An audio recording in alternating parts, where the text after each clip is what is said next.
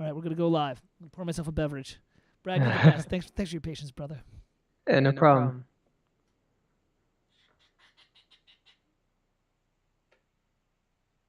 Hey, we're live. Let's see. Oh, wait, I gotta turn that down. Hey, guys. Only 35 minutes late. COVID time, motherfucker. All right, give me a second. I gotta do one thing. I gotta tell. Somebody said on Discord for me to point when we go live, and I was gonna say we're live. Hey, fucker, we're live. Let's go. Yeah, man, let's go. Music theory. Farkle Friday is live, and we'll start in just a sec. Brad, do you have?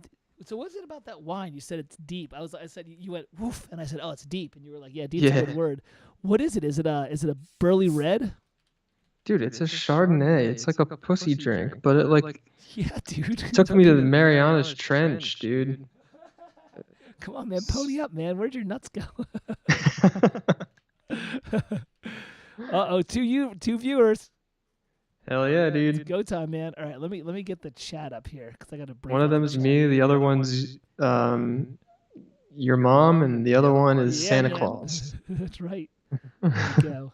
Yeah, I've only got like 300 followers, so this is like whatever. Let me go to top. I don't want top chat. I want everything.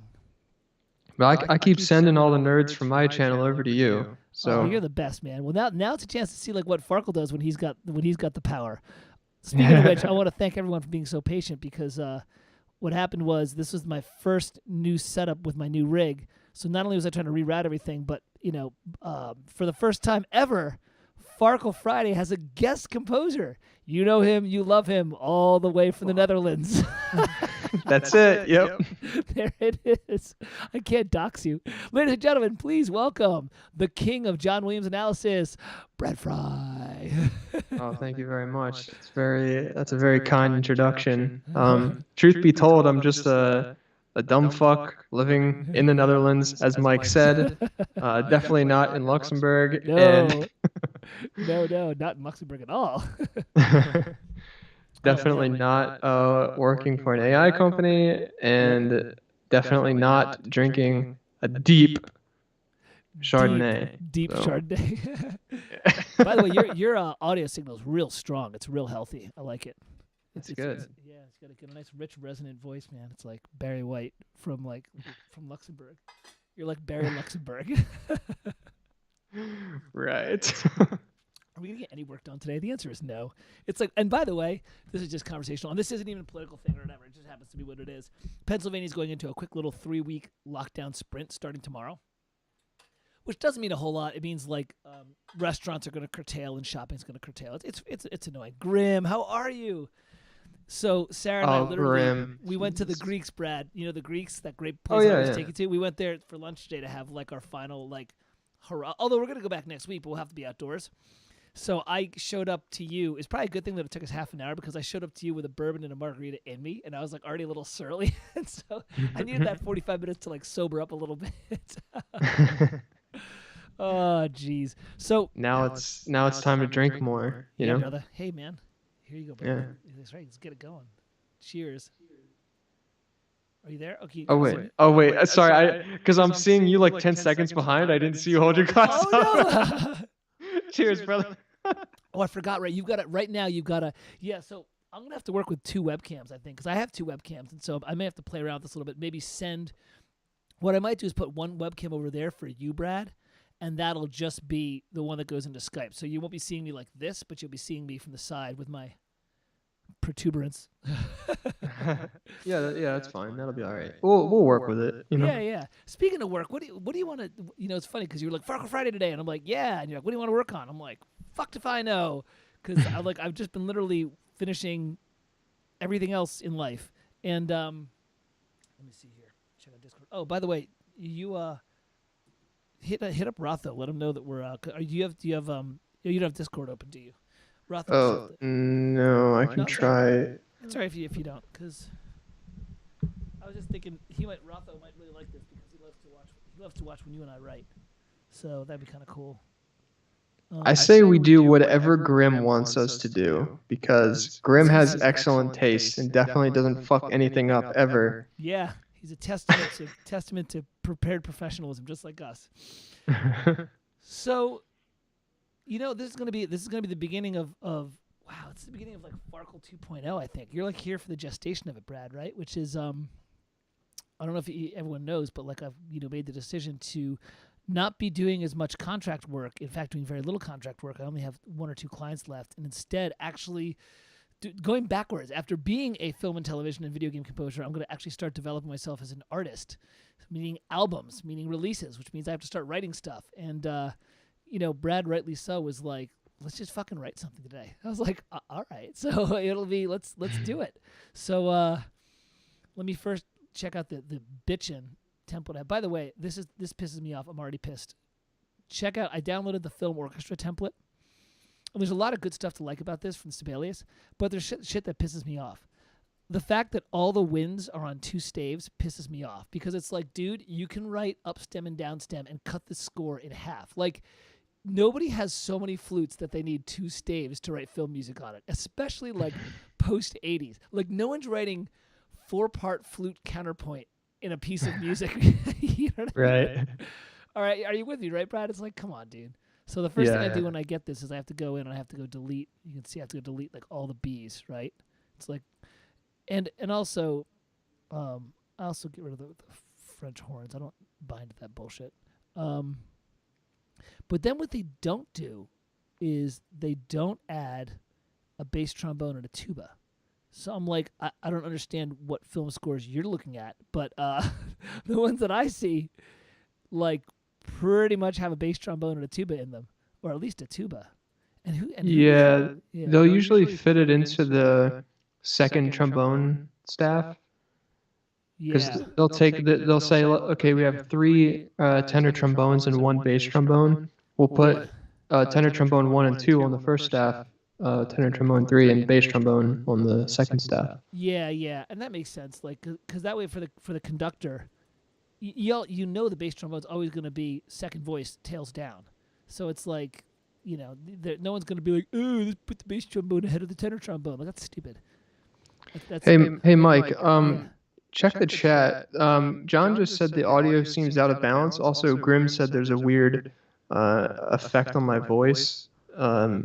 So I don't know if there's something going on there. Jesus. All right, well, John, what does out of balance mean? It's okay. Look, and I gotta fess up on this. Like, this is kind of a jury rigged thing. Like, in terms of basically we're trying to figure out how to do this fucking routing.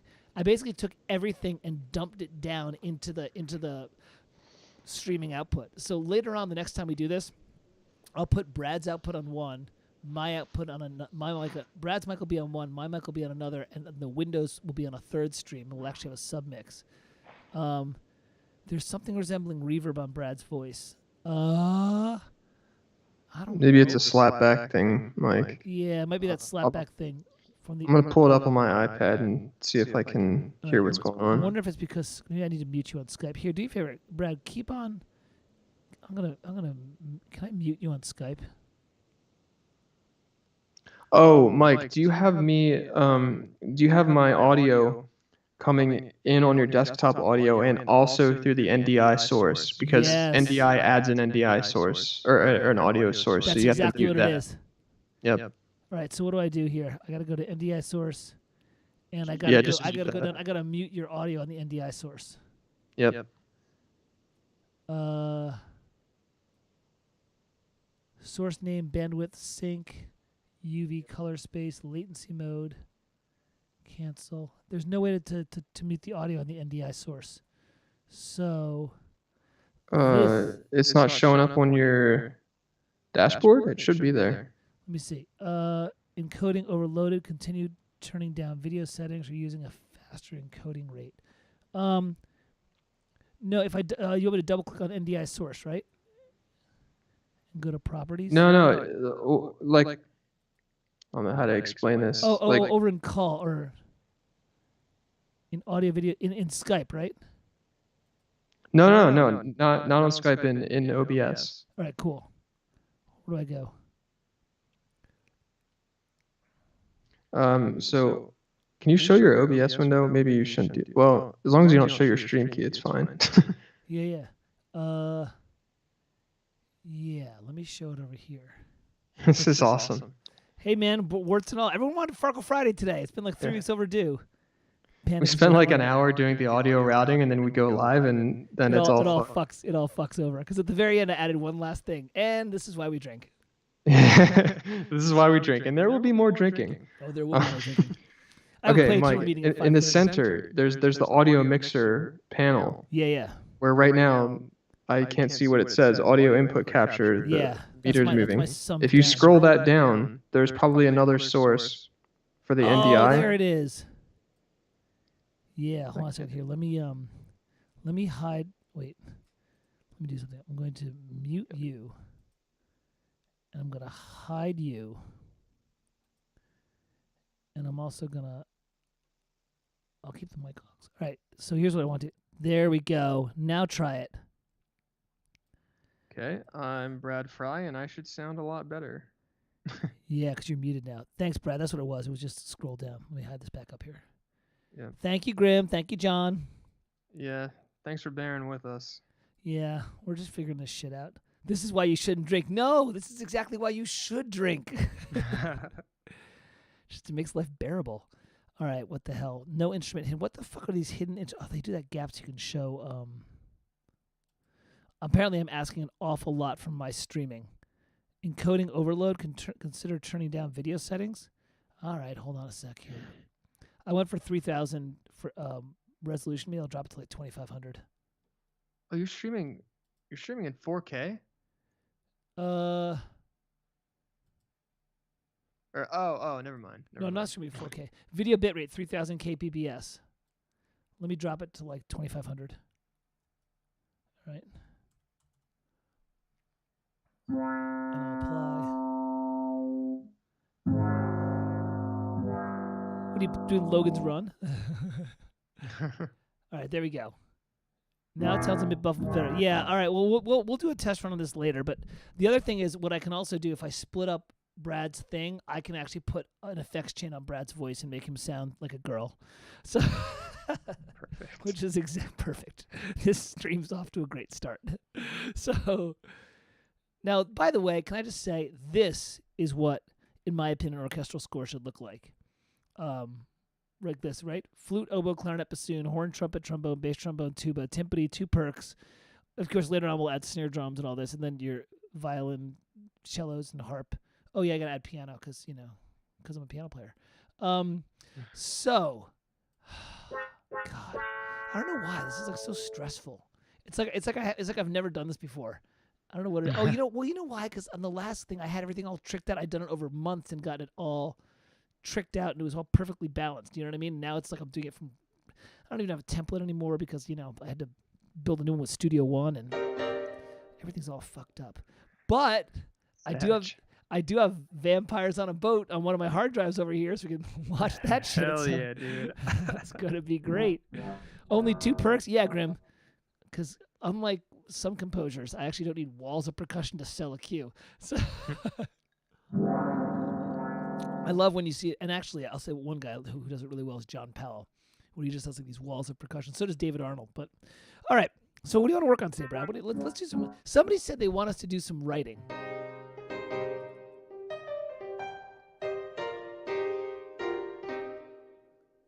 What do you think? What do you want to do? Well, yeah, you mentioned about the JRPG thing, right? Yeah. So here's what's happening in my life. It's actually kind of cool. I'm like getting you ever seen the Blues Brothers, Brad, with the Dan Aykroyd and John? No, but my marching band did a Blues Brothers show. Nice. So the whole point is they get put on a mission from God to go save an orphanage, and they have to get their old blues band together, and then they get their blues band together, and the blues band puts on a show, and that's their whole we're getting the band back together. So I was audio director, audio lead, and part owner of a great little studio called Play Eternal back in probably 8 years ago. And we went for about 3 or 4 years, and we shipped a couple of small mobile games, and we were actually trying to build a couple of Steam games but at the time it was on the PlayStation Network and XBLA. And long and short is the funding didn't come through, and we had like 15 people working on this, like a lot of sweat equity, and we just had to part ways, but always amicably. So long and short is about 6 months ago, the guys got back in touch with me, and I got back in touch with the guys, and the landscape's changed, and I've always loved working with them, and we have this idea for a new game and a new kind of IP, and they were like, "You want to do this?" And I'm like, "Yeah, it'd be awesome." And at the same time, I was doing the whole building an artist thing, and I'm like, "Well, what am I gonna write?" And I'm like, "Well, I kind of like writing like JRPG music," so I said, "Well, why don't I make the first album? Why don't I make the first album that I do music from this game, because it's going to both be used in the game, but it's also going to be like a narrative album. You know what I mean? So Yes. so that's kind of what I'm doing, and I'm really excited about it, and I'm scared to death because I have like not been doing any sort of brainstorming about the game at all. Like I have been, and like Lou's been sending concept art, and like we've been talking about the story and things like that, but oh man, but my Windows thing is like really what is happening? Like, this is a brand new computer. Why is it like dying? I guess streaming is like a real beast of a thing on the processor. Also, but whatever. So You have like 12 cores. It should be. yeah, and be like fine. 64 gigs of RAM. I'm totally like I totally run these computers into the ground. I'm trying to have everything. Well, I'm downloading all this porn right now, so that's part of it. So Right. oh yeah, the ever-present porn. So Brad, what I have to do is I have to start working on titles for the game. And you want to help me write one today? Yeah. Do, We do, can do. do. Yeah. What's it called? All right. So the game is awesome, and I'll tell you as soon as I get there it is. Okay, don't worry about that. That's just all right. So the game is the company's Play Eternal, and the game is what happened is our game designer is building like an IP. Maybe I'm only using one core. Maybe no. Let's think. Whatever. I'm asking a lot on the computer today. The game is called Tales of Atruxia, and basically Mike's building, our lead designer is building this huge world called Atruxia, which is this magical world, and there's 8 moons, and the moons channel different magical energies. And the whole point is he's like, the games that we're going to be building are going to be narratively driven, so that the first ones are almost going to be visual novels, and then we're slowly going to be building into tactical role-playing games, and then finally some kind of full-fledged Baldur's Gate role-playing game kind of thing, which is great. So these first sets of ones are going to be more like visual novel, heavy on the graphics, heavy on the story. And basically there's 5 races. There's goblins, orcs, dwarves, elves, and giants. And they all kind of get along and kind of don't get along. And there's some other details. I can't tell too much because, NDA and all that stuff. But the hook is it's like this. It's high fantasy. It's, pretty much like your typical Dungeons and Dragons. There's not a whole lot of like steampunk or anything like that. Pretty typical. Dwarves are the metalsmiths. Goblins are they're like the Ferengi of this world. They're kind of like the crafty traders. Elves and dwarves are elves and dwarves. But the big thing is that there's this city called Brexia, and the city is there's the 5 races war that lasted for 150 years, and at the end of it, the races were like, okay, we really can't keep doing this, and so they negotiated a very well-maintained peace treaty.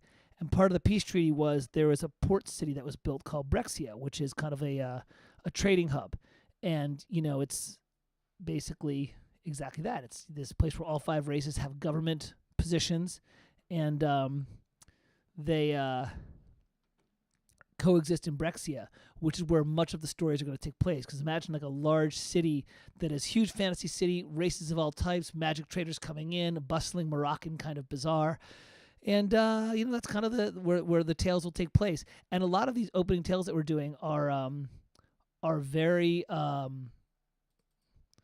small in stature. Like the first one involves a goblin lieutenant who's investigating a crime. So the idea being these initial tales are going to be small, but they're going to lead up to something very epic, like a big cataclysm or a big world-shaking event. And that's going to kind of we got like a phase 1 of Atruxia and a phase 2. And phase 1 are going to be these small stories that drive into the big event, whatever it may be. Which you can probably imagine is going to be something cataclysmic and world-shaking. I think one of the references we were talking about was what happened in Final Fantasy VI. I don't know if you played Final Fantasy VI, but a third of the way into the game, the bad guy wins. No, Grim. Everyone's saying Brexia was named after Brexit. No, it just was. We just riffed on like 30 names and we liked that one.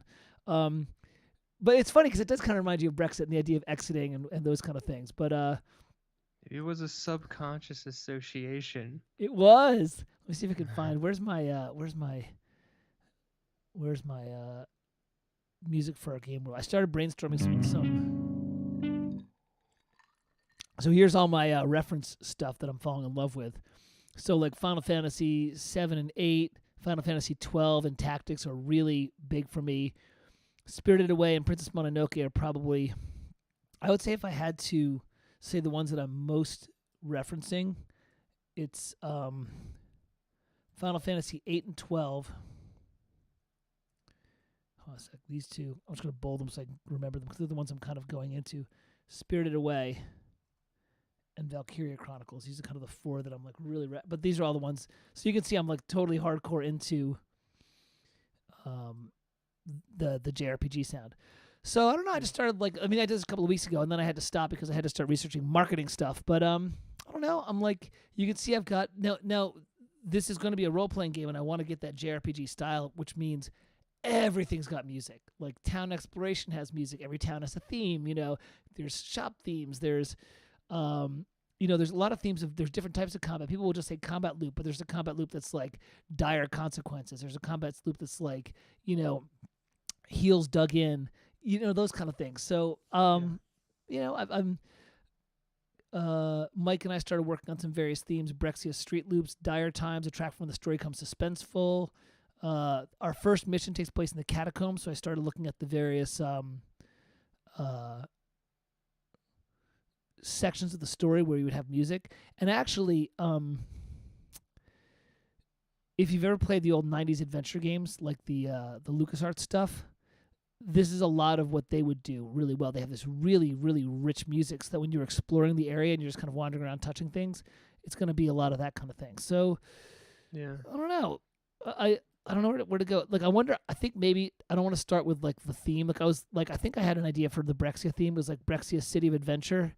That's going to be one that, like, I got to build up to because that's going to be, like, the linchpin of, like, the IP, I don't know. I'm going to have to do something like, I'm going to have to really sit and, like, I shouldn't be doing that when I'm like 3 drinks in on a Friday afternoon. That's not where you do.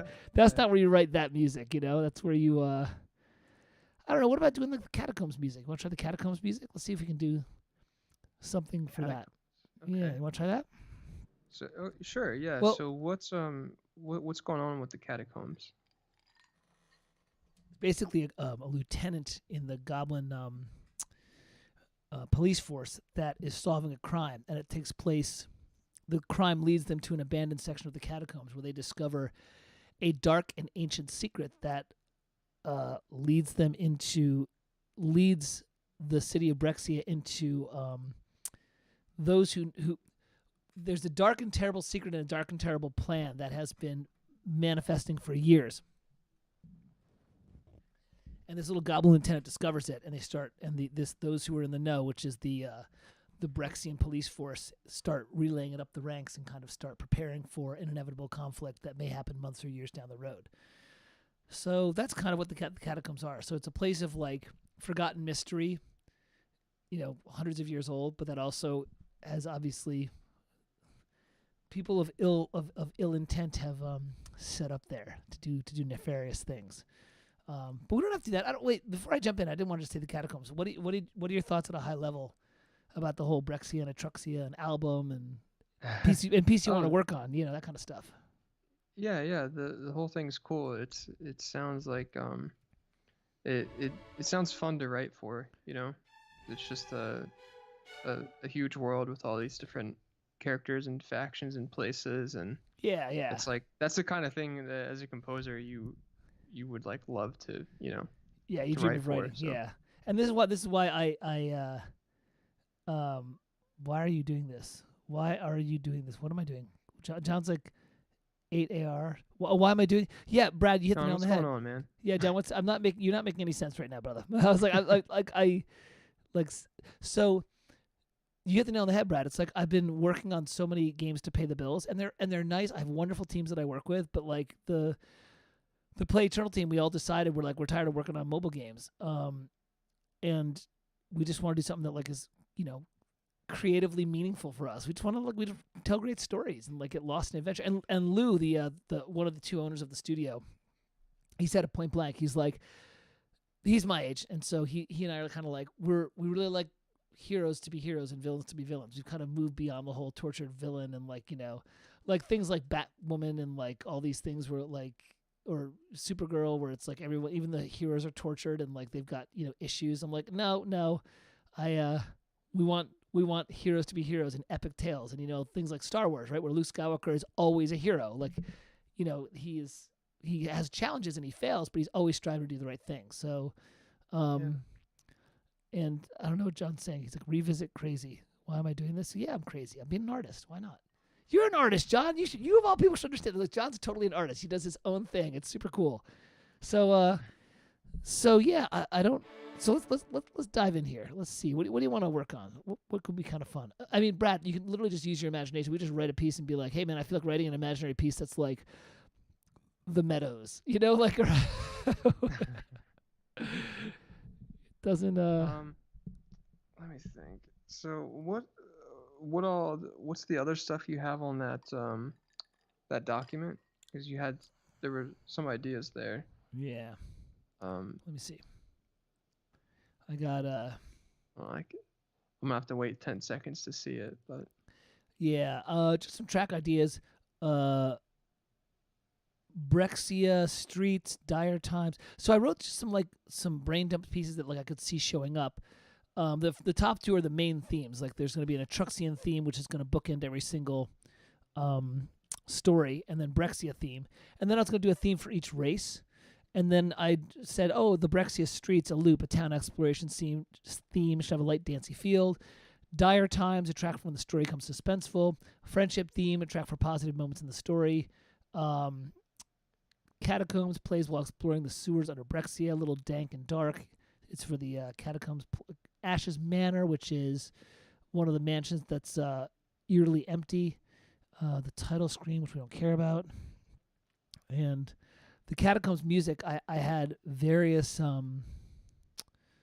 locations. So, the town guard station, holding cells, the clothing store, the orphanage, the Lori. Oh, hi, Lori. How are you? The logjam is past. Oh, yeah. John's been encouraging me to do this. So thanks, brother. You're supporting me. Yeah, Lori, you've been waiting for this. Geez, now the pressure. It's like it's one thing if I have to write for a brief, and I'm like now I care about this music, so now I'm like gonna have creative. It's like this is gonna be the first time you're gonna see Farkle like worried about the notes he's putting on the page. Usually I'm like, I don't fucking care, whatever. It's just gonna be Copeland. Everything's gonna be just Copeland meets Goldsmith. I'll just move on. Dude, let's do the Catacombs. That sounds fun. Yeah, let's do like creepy and by the way, one of the reasons that I love the reference albums that I looked at, so Final Fantasy VIII is phenomenal, but Final Fantasy XII I love because a lot of reasons. One is he's using mock-ups in a pretty good way. He's not worried about them being super realistic. He's getting them realistic enough with spatialization, and then just moves on. Like you can hear, you're like, okay, yeah, those horns are like MIDI horns, but they sound good. And more importantly, he writes for them, so you can tell he wrote orchestrally. Two, this guy, Hitoshi Sakimoto, you can tell is like jazz fusion meets John Williams. And I really like that sound. Because you hear stuff and you're like, yeah, you've been listening to a lot of John Williams. But then you hear stuff and you're like, you've also been listening to like a lot of like Japanese fusion bands, which is really cool. Like some of the chord changes. So that's kind of my so the Catacombs. So you know what? Let's fucking dive in. Hold on here. Let's go. I'm gonna go. I have a question about the Catacombs though, or the music rather. So like, is this just intended to be like ambient music that is a backdrop to the Catacombs as a location? You know what I mean? Like yes. Okay. So yes, I know your question. That's a good question, and I'm going to answer it with this. It is this is going to feel very similar to adventure games. Which, have you ever played adventure games like Psychonauts and Day of the Tentacle and like Monkey Island 2, Secrets of Monkey Island and things like that? Have you ever played? They're point and click. So you show up on a screen and there's like, you're in the screen, you have to click on things and it's like a key, take it, a door, look through it, that kind of stuff. So the music is, quote, background music, but because there's very little sound effects, because you're just basically sitting there and then you click and go over something and touch it. The music tends to be highly melodic and thematic. That's why I like it. And Mike and Lou were saying the same thing. They were like, yeah, we want you to be, we want the music to carry the energy. So while the person is like looking at the screen and kind of being like, all right, do I take this key and put it in that lock? And then I open this lock to get this ladder, and they're figuring this out. There's not just ambient music like sound drones, but like actual real musical form and things like that. Does that make sense? Yeah. And let me show you. Let me play one for you that I really like. Let me find it. It's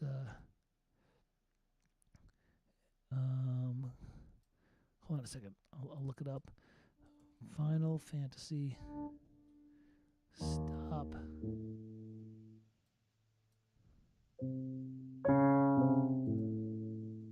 Why are you not? What happened? Why are you not letting me log in? Fucking A. Are you serious?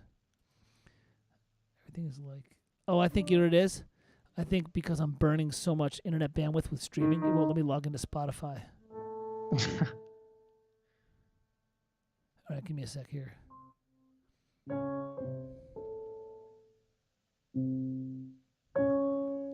I guess I'm streaming really. Am I over streaming stuff? Let me drop the streaming down even further. I don't think it doesn't. That shouldn't be the problem. Yeah. I'll drop this to 2,000 kilohertz.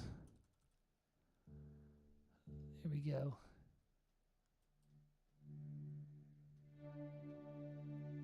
All right.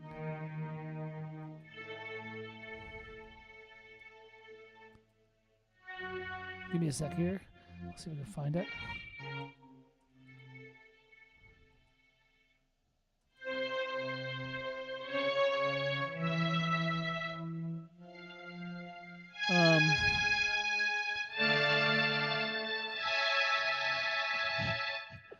What are you doing? Here you go. I don't know, awesome. dude. All right, let's get to YouTube. What? That's not an organ. That's a sine wave. Hey, Erica's here. Nice. Hi, Erica. Why does my organ sound like a sine wave, though? I don't know. But I have to get my password. All right, let me get my password real fast for Spotify. Why don't you just play it on YouTube, Mike? Oh yeah, might as well just do that. God damn it, because I'm trying to actually.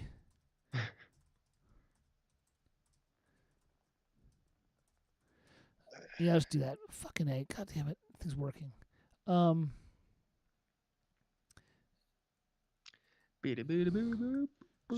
play. I think it's called Shadow play. Yeah. So listen to this. Here's an example of what I'm talking about. I'm not saying I want this, but this is a scene in Final Fantasy where they're going through a blasted wasteland. So you're doing a lot of walking around. Hey Yuval, how are you? Mike, kind of hard to hear you. Sorry. Also, I can't hear the music.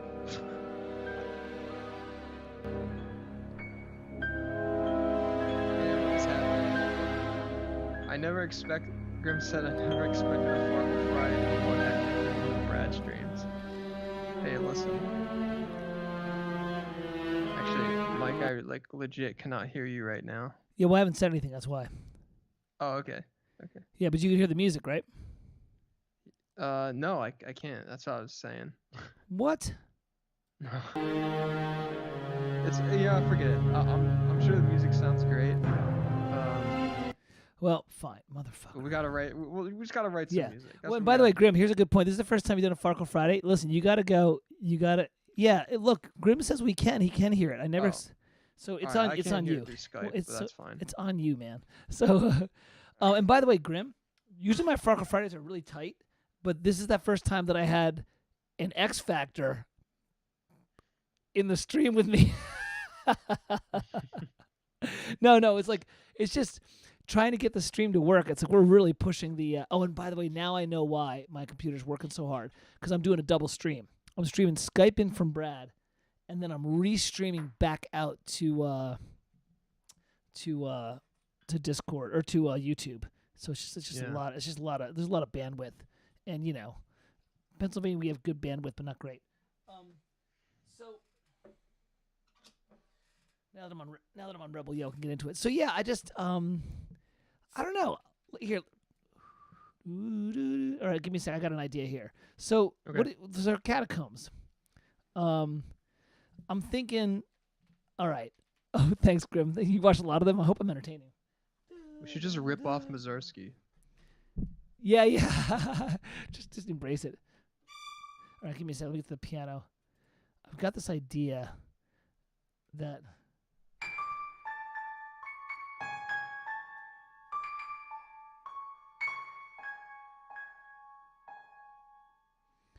Wow, this is like I've got this really cool idea. Can you hear that, Brad, when I'm playing it? I did, yeah. All right, cool. Let me I got this idea for this like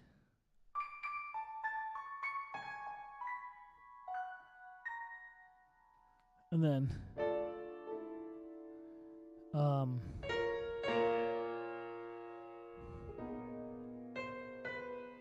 I want to make it the 9th.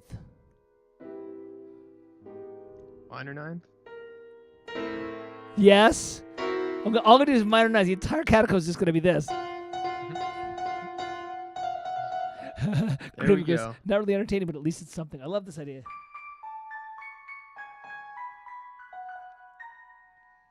And then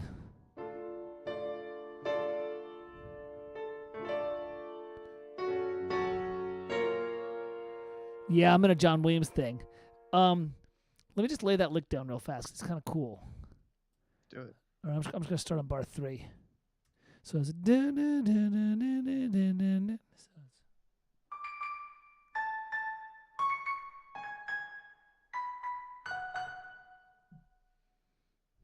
and this is 6th there. Whoops. There we go. And then the strings are gonna do something. I'll just do it in the violins. I'm just sketching it out now. Are you telling me you're not sketching on 8 staves like I told you? Like you taught me. I am not, in there. fact. I am not. Let me make sure I'm actually on Note Performer 2, because I'm trying to do that thing in I'm in Note Performer, right? So I'm trying to do that thing where if I say it once, I'm going to say it again.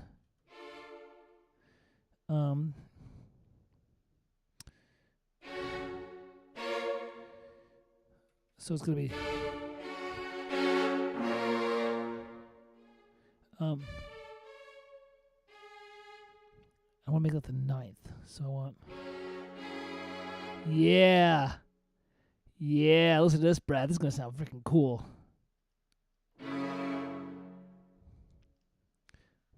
I don't want to do that. I know that's the right chord. That's not voiced the right way.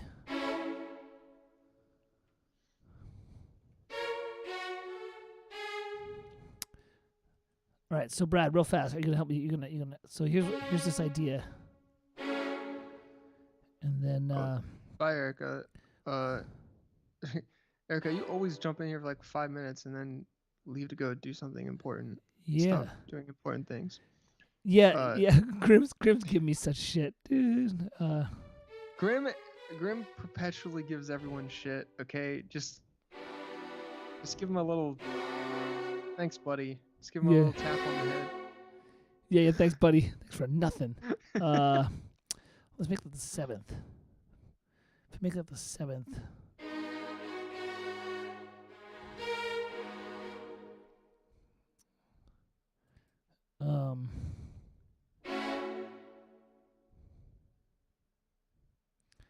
feel like such a backseat composer right now. I want to start going. Here. Mike, I would voice that chord a little bit differently. You don't. No, you totally do. No, I'm just sketching out some voicings, dude. Yeah, totally get on my case and be like, listen, dumbass, bro. Do you even Williams? So, thanks for that. All right, so I've got this idea here. I'm not saying, and this is, by the way, I think I tell you about this, Brad, about when I just like generate ideas. I'm just putting stuff down, because you can always transpose anything, and you can always. Yeah. So you got this idea of this. Hey, why don't you press play? Oh, fucking A. What is killing the stream? Brad, you're the one who told me to do this with a double stream, and now nothing's working. Oh, God. All right. I need Studio Dog here. Studio Dog takes away my stress. Studio Dog and bourbon. Studio Dog costs less.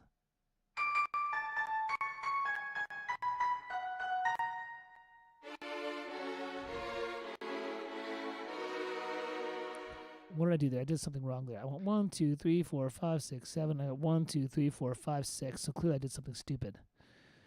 You see what I'm doing? You see I'm like repeating the gesture in the strings, but I'm going to harmonize them. Yeah, but you just need an extra chord. Yeah. What did I forget? Oh. I forgot that F sharp chord. That's a G sharp. No, that's a G sharp. There's my G sharp. I forgot the C. No, the C you need another chord at the end of that last one. Yeah, here's what happened. I accidentally skipped. These two chords should be here. Hold on a sec here. This chord should be here. This chord should be here and here. And it should be... I accidentally skipped a chord. These chords should be here. And there's one chord that I'm missing, which is that B chord. I played that. I played it in E minor 7th chord. There. Fucking Sibelius. Obey me. Everyone does need a Studio Dog. Duke is like such, he's like, Sarah calls him Prozac. Just pet him, all your cares go away.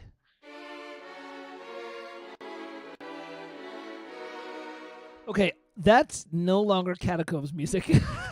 I was gonna say towards the end there, it just sounds like we're playing a jazz tune, and yeah, I'm like, damn it, Williams, you and your jazz make it work, and mine don't. That's all right. We're just playing with the stuff. All right, dude, just playing minor chords, dude. Take the easy way out. Yeah. Here we go, dude. Let's phone it in. Right? Isn't that what it is? Here it is. Oh, here's what you do, right? All of the melody notes of that thing you put in the first 2 bars. Yeah. Just harmonize them with minor triads. And then there you go. So gay. Yeah, here it is. Oh yeah, here it is. So it's right. That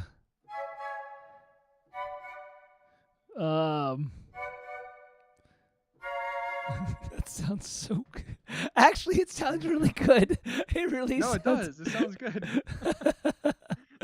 I wanted to try to be original. Triads will sound good, you know? I wanted to try to be original, and clearly that's not meant to be today. So, yeah, actually, I could do that. All right, so hold on a sec here. By the way, this is where I didn't want to do this, because when I do, this is going to make everyone understand what a fraud I am, which is I wanted to listen to some reference music because that usually gets me inspired.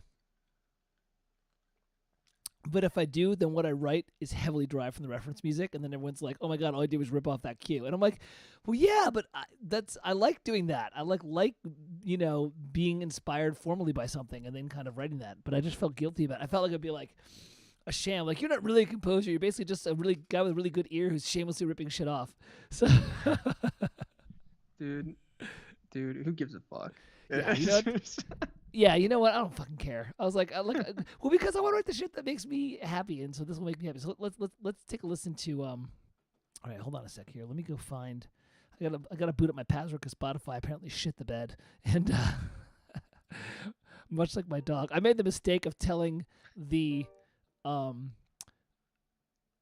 of the pet store where I got the food, who's this really sweet woman. that Duke ate a bunch of chocolate, and then I watched him to see if he was gonna die. And she was like, "You need to call the doctor." I'm like, "Nah, this dog is an idiot." Like, it's like, and I know he didn't eat that much. By the time I got down, he only had like 3 of those small squares, which is not nearly enough to Grandma, I want to write the stuff that makes me happy, and others' music makes me happy. Yeah, I don't understand why artists think that like, I don't know. I think aren't all like artists at some point, like, don't we love listening to other music? Like John Williams has said repeatedly, he still hasn't gotten through all the Haydn symphonies. And it's one of his life quests to like actually go through and listen to and analyze them. And he said that when he was in his 60s. That's a dumb life goal, by the way. But yeah. It's like, I agree. It's like, dude, you should be spending your time somewhere else. Let me see. Let me go listen to. Fun fact to everyone watching right now, but I've been studying the Fortress of Solitude cue from Superman, and my man Williams rips off Rafe Vaughan Williams so much in that cue, because he's pulling from the Scots of the Antarctic.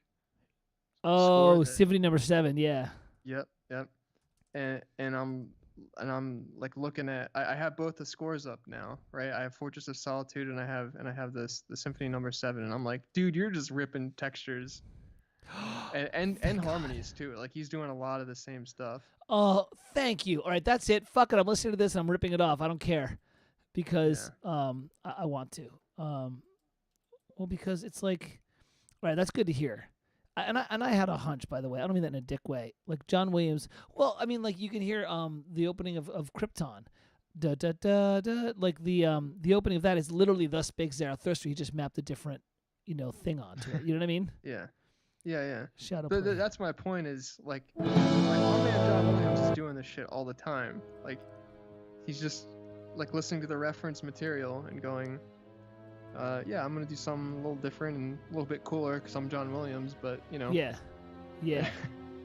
See, look, listen to this shadow play. This thing's totally what I want to do. See, and see that piano? All right, so check it out. That's where I must have got inspired from this. Yeah.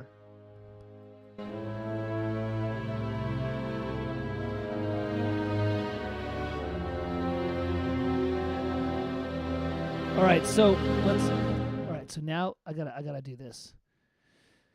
Yeah, guys, it's partially the stuff I showed on the last stream, but it's the cue that comes right before what I showed you, when he's walking across the Arctic and he throws the crystal and the ice fortress comes up. It's that sequence. And it's just Symphony Number 7, but cut and pasted to different parts of the action. Here, I'm not gonna hide anything from you guys and girls. So now I'm doing this. I've got music formal sketches. So Catacombs entrance. I'm gonna start trying to get a form, because that's the other thing is like, all right, so yeah, no man, I know, Grim. You're having fun with it in a very good way. You're absolutely right. It's like, yeah, we're all lifting from stuff. Just freaking embrace it. Just say it. In your own way. But also the other thing is music moves each of us a different way. There are certain chords that I love, and so why am I not using them? If I love them, like that minor ninth chord, I love it. It's super cool. I want to use it all the time. So I'm so ADD. I need to get form out, or some sort of formal ideas out, so I can actually just build chunks.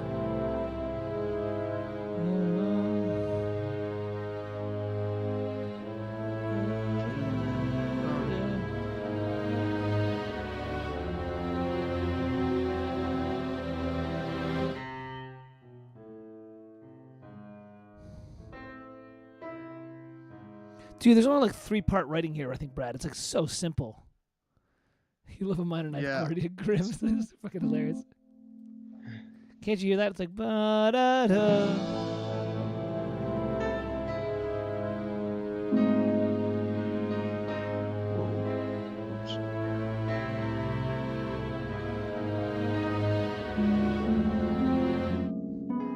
Yeah, isn't that all it is, Brad? It's like, isn't it just like 3-part?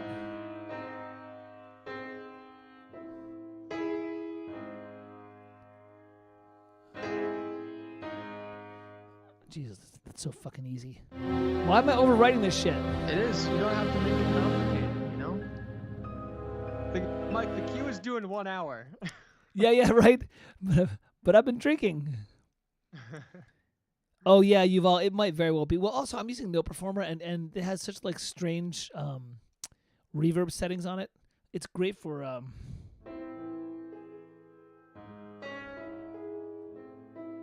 All right, there's my pattern right there. This is actually when I wish I did actually have the DAW open because I could just play it in. I think we're gonna do this. And you know what, for right now I'm gonna do it in the same key because I don't care.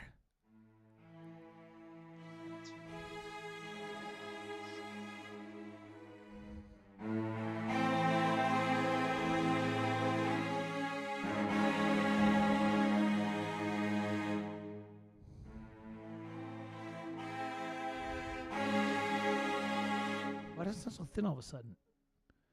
Because there's no seventh. Damn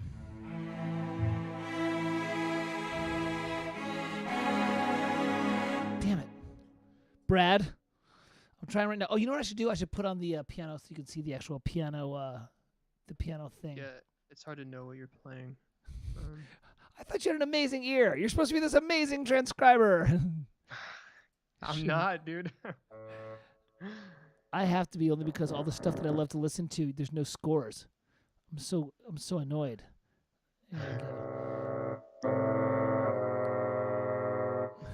Are you just doing half-step drops? Yeah. Or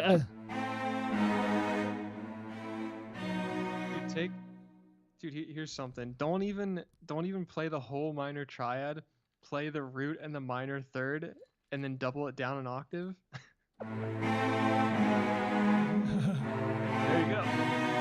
Oh my god, that's not fair. It's so like stupidly easy, right? It's like okay, all right, here we go. Let's do it an hour. Come on. All right, watch this. We're gonna be it's asshole time here at Mike Worth. Where the fuck are my contrabassoons? And my bass clarinets. We're going full on Bernie Herman here.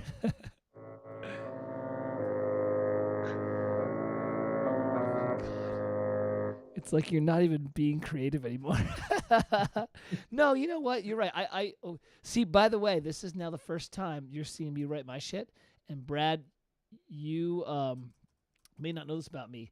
When I'm writing my own shit, I fucking overwrite like a boss. Like I'm really bad about that when I'm writing my own shit. Like when I'm writing to the brief, I'm like, I don't fucking care. I need to get it out the door, like you said. Contrabassoon. This is why you need me in your ear telling you, yeah, Mike, stop trying to write a jazz tune. This is Dead People Underground. Yeah. You just need minor thirds. Yeah, exactly. Like, don't overthink this shit, dude. No one cares. Like, you know? All right, watch this. There's my bass clarinet. Oh, wait, Brad, what's the command that lets me see the little things in blue? I want to see the instrument names in blue as I'm scrolling. There's a way to do that.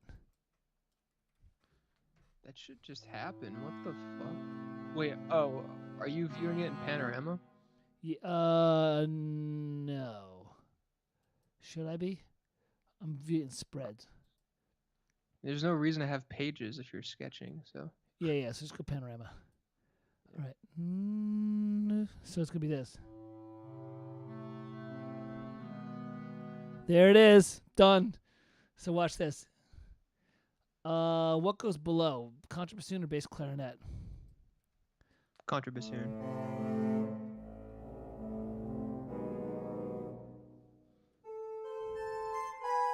I can say, yeah.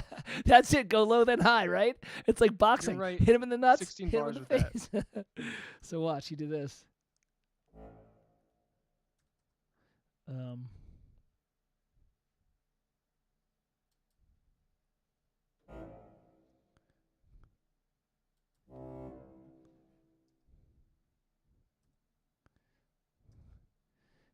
And then there's the bass clarinets. This is a Bernard Herrmann like 1-2. I'm sure Johnny does this too. Oh my god, I hate this. I forgot about this crap. The bass clarinet is Brad? Why is it always done in treble clef? It's the stupidest thing. It might be a doubling thing. I actually don't know. I don't know. Like just because I guess the people that would play it would also double on normal clarinet, and they don't want to learn how to read both staffs. I don't know. Yeah, that's probably right. You're probably right. I mean, I don't know actually. I know how to write for it. I don't know all the nuances of like why. That's something that Jason would do. He would know. So you got this thing. You got the sound.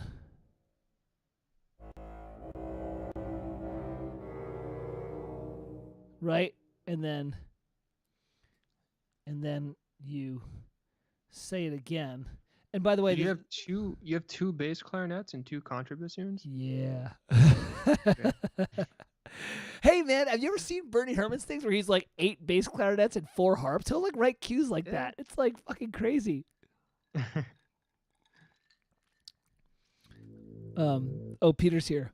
Bass clarinet's always treble. Of course, I look Peter. He's like, of course, bass clarinet's always treble clef. I'm like, I didn't know that. I know where it is in the piano. Dude. Oh, you doing clusters now? Are you doing this? You got to get the cluster choir in there because it's dead people, you know. Yeah. All right. Let me. I gotta. How do? What is it? Fucking A. The thing is. All right. I do that and this. Can you actually? Oh, Yuval's right. I'm pretty sure that I mean it doesn't matter if you don't care, but you can change the bass clarinet to I think another version of the bass clarinet in Sibelius, which will allow you to write the notes in bass clef, and then it will automatically transpose up an octave and put it in treble clef for the part that you would export. Thank you, Yuval. That's cool. That's cool. Yeah. I'm like. And by the way, I'm like, this is just me sketching. Okay. This is just you writing directly to a full orchestral score after we told everyone to sketch in 8 days, but that's fine. That's fine. Yeah, I know. I was like, what was I fucking thinking? Hey, stop writing that fucking A. The problem is my new keyboard has some sort of like RF inhibitor where it blocks my wireless keyboard and mice. So whenever I pull it out, like it stops working. So it's like, oh my God. So I have to like, I'm still learning this workflow. All right.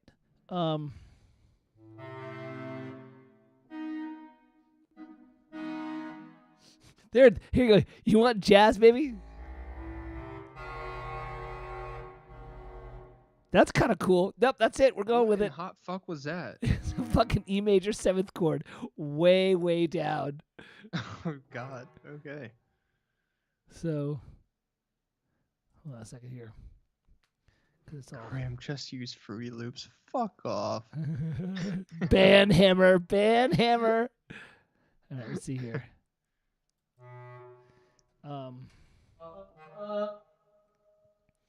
And of course, why would you possibly do a D sharp? Because you are an idiot. Wow, this is really actually getting a little bit annoying.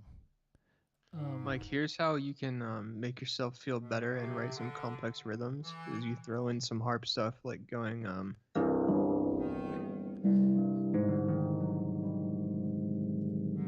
like some septuplets.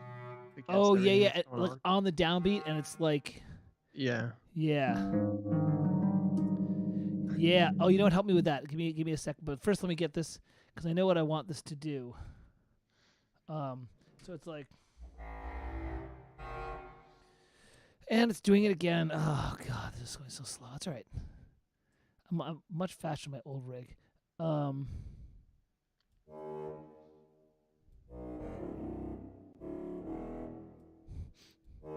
Right there, I'm going to do the. Brad, you're right there. I'm going to do the harp thing. Give me some advice on that. So here's what it is so far. This is the opening lick.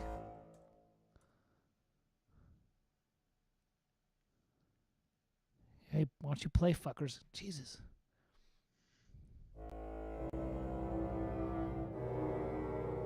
Oh yes, Bernie. That's an E major 7th triad, but like super low. Uh, That's cool though. It sounds nice. yeah, it works. It works. And then right here, the harp. The harp will come in on beat 2, because you know it won't want to come in on beat 1. Well, what about like, so you have 4 bars there of this motif being like really low. Yeah. What if you then basically copy and paste it, but have it played higher up Oh yeah. by like some alto flute or something, Oh, I was gonna and do. then Okay, yeah, go and for then it. have that harp arpeggio be on the downbeat, separating the low winds from the high wind part. You know what I mean? I followed you up to the last little bit. Tell me what's gonna be the last little Okay. bit. I totally get what you're doing about then do it again, but do it in like a mid to high. But you were saying stay with the winds, right? Well, you could or something else, but as far as the harp placement, I'm saying instead of putting the harp arpeggio thing within this low wind section, have it happen on the downbeat where it switches. Oh yeah, yeah. So after the downbeat of beat 5, basically. Yeah, yeah. Let's try it. Oh, then you know what? I want to. You're right. I want to keep it because originally I was going to go to high concertino strings, but then if I do the harp thing, I want to keep it with the winds. So yeah. Yeah. Oh, you know what that might mean? You know what that means? It's English horn time. And this is why you need a full wind section when you orchestrate, because when you do this kind of color stuff and when you actually write with, wait for it, nuance, you actually get access to these colors that are really fucking cool. I love it. I love how my wind section is like bigger than all my other sections combined. It's great. It makes me super happy. Yeah, you've all metal hands, man. Cor anglais for the win, motherfucker. And you know what? Let's just do it. Let's do this. Let's be smart. Let's keep it somewhat in the family, right? Let's do bassoon an octave up, right? Whoops, bassoon an octave up, and then let's do. It's gonna be really dry, right? Oh my god! If I were doing a Tim Schafer game, I'd be using xylophones right now because of the bones. You know what I mean? But I'm not. I'm going for John Williams creepy. Bassoon with alto flute would be kind of sweet. Oh, that's a good combo. Yeah. All right. Let me. I'm looking at my my spectratone chart for range combinations, You use that. and it's saying those are nice complementary colors to Well, use yeah, because the together. flute's warm and velvety, and the bassoon is biting. Yes. All right. I guess you want to do this then. Hold on one sec. Why are you being such a bitch? I'm really pissed. You could also smooth this out with a vibraphone thing. Yes, on the last hit. Yeah. All right. Let me go add. Yeah. I'll shut up now. I don't want to be. No. This is great, dude. The whole point is you and I having fun writing together. This is great. We've never done this before. This is really cool. It's like, Yeah. I'm enjoying myself. What do you mean no matching instrument is found? Alto flute, asshole. Wow, it doesn't have it. Oh, my friend. Click Oh, underneath where you're typing. Yeah. Not in the list. You have to change from common instruments to all instruments. Yeah, there it is. Yeah. I love how they're not common. It's like, no, only those in the know use it. All right, let's try bassoon and alto flute. But also I want to work on that because you know John Williams's his style of not dissonant but like strange harp glisses.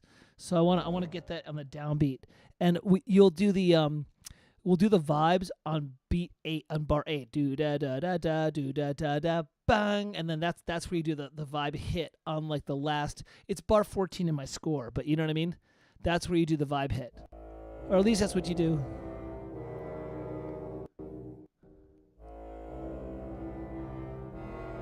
Yeah, this is cool. I'm digging this. I'm digging this.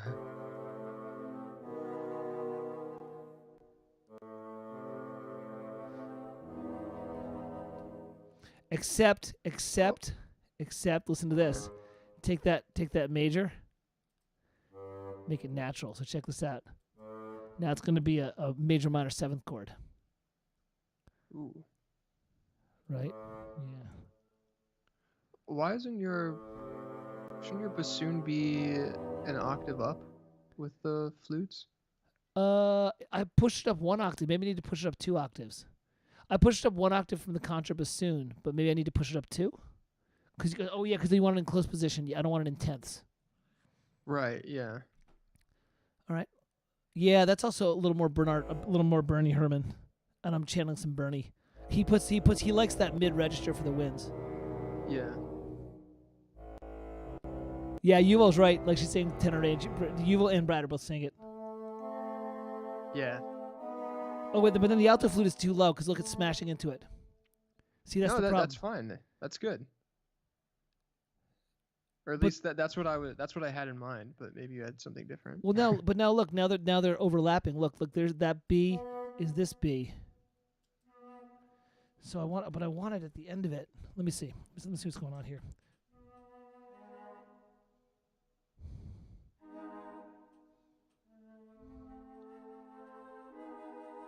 I wanted to end up with a G sharp minor triad with the 3rd in the top and the bottom.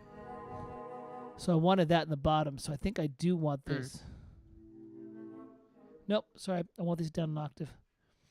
Wait. You want this smashing into each other and getting this like.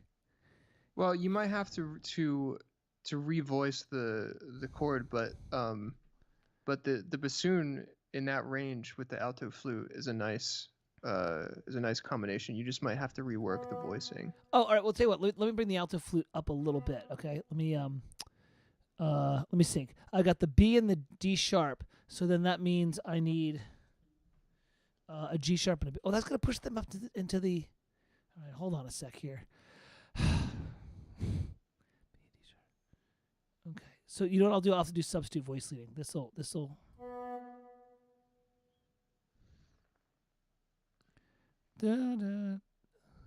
I'll just move this down. Just bring it down, like right. Yeah. So that's fine. You can do that with winds. They don't care. I like how we should abuse the winds. Oh, wait. Oh, now I see what you're doing. That's weird. Damn it. What? I want that structure. I want that close position.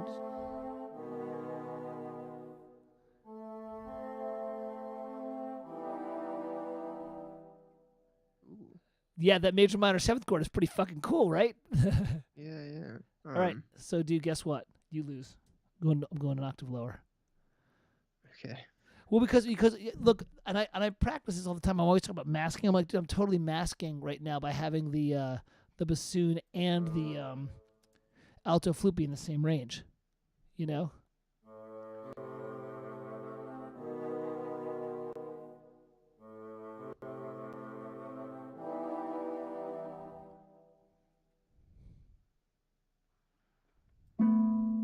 Yeah, now watch this. No. Now you said you had that really cool John Williams sextuplet idea. What does he do there? Okay. So what you want to do? Hold on. Let me see. Just take the lowest note that you're on at the time, which is an A, on measure 11. There it is. Because I wanted to double the octave right there at the end. All right, so say it again. Sorry, at this, you want this at bar 11, right? Because this is the beginning of the new section. Yep. All right. Hold on. Let me find something that'll work for you. We can do. No. We want to end. Let's end there. Boy, it's amazing. You're right. How simple ideas can.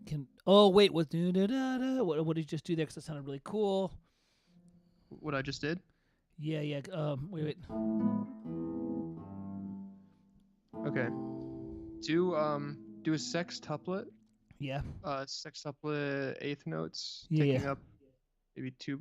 Would that be 2 bars? Oh, was it a major minor 9th chord? Is that what you did? 1, 2, 3, 4. Close. Yeah.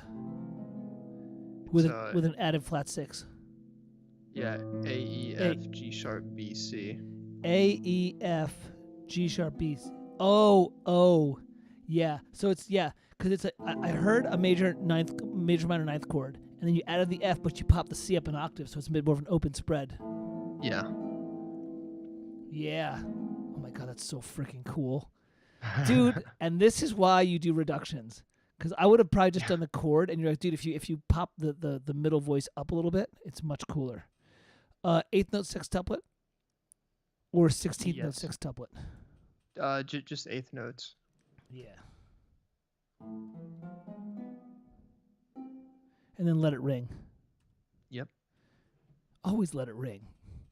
Dude, that's a sexy, sexy chord. Or excuse me, arpeggio, or whatever you want to call it. Yeah. Dude, that's... I kind of know what I'm doing a little bit. Oh, Brad, that's super cool, man. Thanks, dude. What's the yeah, and I know exactly what he does. What Johnny does in that is he accents the first one, well, the harpist does, and then you just like that, right? Yeah, that's that sound that John does. It's super mysterious. And then here, let me go add a vibes. This is something I picked up from Johnny too, but slightly in a different way. Oh, I can't do vibes. It's vibraphone. Is I'll do a vibes and a celeste, kind of doing some glisses at the same time. They might not do the identical notes, but they're both kind of doing something like kind of thing, and they don't have to be perfectly in sync. Like vibes might do 5 notes, and like the celeste might do like 8, but it just creates this like smear of color, Yeah. But here, I think I want the vibes to give me a sting. I think I want to just pop it. Oh, okay. Wait, did I add the vibraphone? I thought I did. Add to score. No, I did. See it. And now let's do There you go. Let's do the major minor triad. Wait, somebody mentioned, Peter, was it you that was like, "Oh, give me a little bit of that Catch Me If You Can flute." I'm like, "Well, I'll give you the Catch Me If You Can vibes." The Williams thing to do in this scenario, just to give you another option if you'd like. Yeah. Is using the vibraphone to glue these instruments together a little bit, and what he would do is he would just have the vibes playing like a single note every measure on the downbeat. So just the A. Boom, down, yeah. Just kind of let it ring out and glue them together. That's a more like minimalist approach to it. But yeah. And you know who's done a variation of that is, I think Alan Silvestri would do that. He'll do that with harp plucks on the downbeat. He'll go boom, doom, like that same concept. I'm gonna do that with the harp because now I've no, I'm gonna say it twice. Graham, you mean repeat? Yes, I mean repeat. But I'm gonna do a variation of this. So let me think here. See, this is what it means to compose, where it's like, okay, I like Johnny Williams' thing that Brad lifted, but now I'm gonna make this one different. So right now I've got a major minor chord.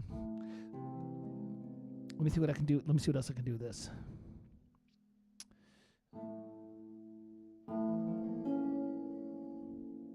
I can't do that because I'm gonna get a major ninth.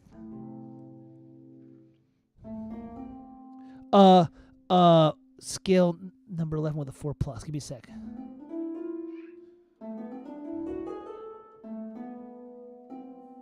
One. Yep.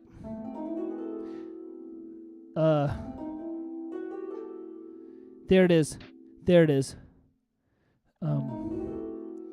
Here's the scale that I'm using, Brad.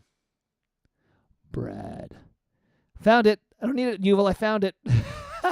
But I don't know what to call it because it's an equal interval scale. It's one I learned from EIS.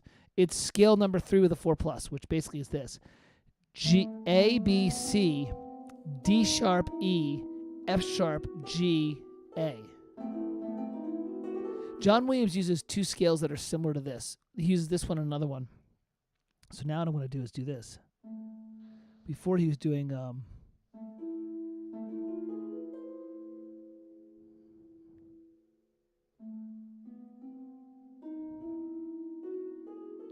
I'll use that. So I'll do this.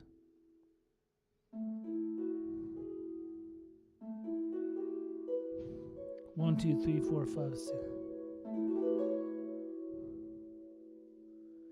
Let's see how that works. Let's see if that's good. Dude, oh my God. I just went to go to the bathroom real quick. Yeah. And I let out the biggest fart that I'm like afraid that you could hear it from my microphone across the What did room. you eat today that did you to that? Oh my God, I don't know, dude. It was like I had some like chicken with rice and vegetables and like some nuts in it. Your for body's lunch. processing all sorts of shit. Yeah, well, it is. It's Dorian Sharp 4. That's exactly what it is. Brad, dude, you're feeling all right, brother? That's a lot to process, man. Yeah, it was a big ass fart, dude. Well, I feel a lot better now. Yeah, I can imagine. Here, so speaking of feeling better, I'm starting to get a handle on this piece here. It's like just like all right, just something. So what I'm gonna do now? Listen, tell me what's a better scale, Dorian with a sharp 4 or melodic minor with a sharp 4? Because I'm trying to figure out. Because John Williams uses a couple of these. I can't remember which one he uses. There's one key where he does a mysterious thing in Harry Potter, and it literally is the harmonic minor with a sharp 4. It's not hard. People are like, oh, it's there was some fucking name where it was like Phrygian minor dominant. I was like, that is not. It's just harmonic minor. With a He does the harmonic minor with a sharp 4 so many times. That's like his thing. And I remember I labeled it as something stupid in the first couple analyses I did of John Williams stuff, and then I was like, dude, you can call it whatever the fuck you want, but it's a harmonic minor with a sharp 4. Yeah, or melodic minor. Is it melodic or harmonic? And the only reason I'm asking is I'm about to use it. Yeah. Yeah. It would be A, B, C, D sharp, E, F, G sharp, A. Right? Got it. That's that's harmonic minor. Cool. Thanks. Yep. So I'm gonna do.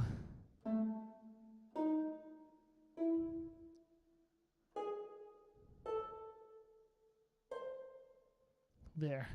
So I'm doing a variation of that. So now I think he likes that because a lot of his evil themes focus around the sharp 4 and the flat 6, you know? Yeah. And you get both of those tones from that scale. Yeah, so it's like pseudo chromatic, but it's not. Yeah. You know? All right, now you hear Matt Brad. So now let's take a listen. I think this is good. This message is held for review.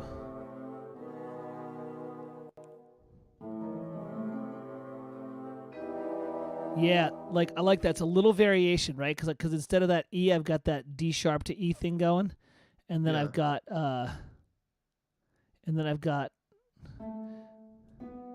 because I played the A down there, so I don't need the A again. I need the B. Just a little subtle variation, but it's cool. All right, so that's good. Now I've done it twice. So guess what? I do 2 more times in the strings, right? Do I actually modulate at this point in time? Let me take a look.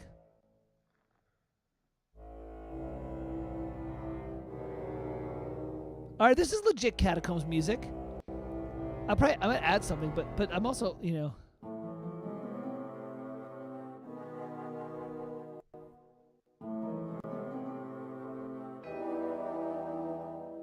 Oh, dude, you know what you're missing? Educate me, man. Come on, help me out, brother. At some point, it doesn't. I wouldn't do it right away, but you're I think almost like contractually obliged just by nature of writing a piece of music for the Catacombs to have at one point the claves playing like right yeah like the bones as if like water dripping from the cavernous ceiling, you know. Oh yeah this is why I need to get formally analyzed because I need to write down and say where is it happening. Otherwise I'm in the weeds too quickly, you know what I mean? But yeah, no, I totally need to do that. I need to have the clave like tuk, tuk, kind of thing, you know. Like what you need to do it. Okay, here's when you do it. At some point, you're gonna be modulating your way up the range, right? And you're gonna go like, okay, you're starting with contrabassoons. Now we're in the alto flute range. Then we're gonna get really high. we want the strings, the concertino violins to play some high notes. Bring out the claves, my man. Yeah, man. Wait, what was that cool choir trick you wanted me to use? That was super cool. Oh, it's just like at some point you want to do this. Take your wait. Dude, this is fucking awesome. Is it? Uh, I know, it's so much fun. I love, you know what? There's nothing better than shamelessly ripping off the greatest composers in the world and being like, yep, we're ripping them off. Let's do it. Let's get it going. yeah. This is fun. Okay, at some point By the way, you want to take your choir and the altos, which right? I have the choir. Yep. A just below middle C or somewhere around there, right? Yeah, You the go. comp range. Yeah. Oh yeah. Just get that little cluster. Yeah. Just sounds like death. It's like all of the evil demons underground are like where Yeah. this is like when you get tired of writing actual like original themes or even unoriginal themes and you just resort to ambient like Yeah. atmospheric Yeah. stuff. You're like, I'm just gonna I channel. just need a pad. Yeah. I'm gonna channel Ligety for like 20 minutes and just get. I was setting up the stream with Brad. I was testing it. I was just grabbing random patches in Contact and sending them over, and I threw out some of Espressivo, which is the Sonic Kinetic phrase based aleatoric library, and it was all that shit. It was all like yeah. And I was like, what the hell is that? I'm like, it's what bought me 2 minutes a day on Vampires on a Boat, where it's just like, fuck it, I need a cluster for like 30 seconds. So the so Yuval's here. It's like Hungarian minor, pretty cool scale. Hungarian is cool. My favorite is the double harmonic major. Yeah. Oh yeah. That I used to call it the sci-fi scale because in all like the Mass Effect, Halo stuff, that kind of scale, the double harmonic major was used like all over the place. Yeah. Do I keep this in the same key and just move it up into the strings, or do I modulate it up? No, I'm gonna be I'm gonna do something cool. All right, so check it out. I'm here. Here in the strings. I love way back here an hour ago, Mike doing jazz, and then it's like over here, Mike realizing that Bernard Herrmann had to churn out TV music like a boss, and this is how he did it. So it's.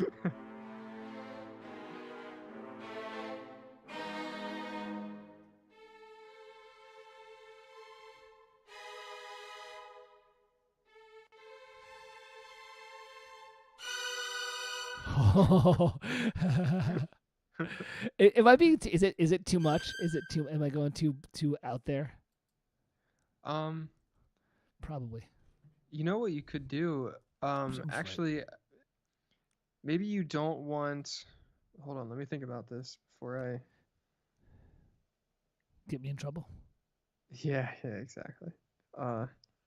Here's what could sound like, because I think all of the violins coming in at once in stacks like that might be a little much compared with having an alto flute and a bassoon in the upper range.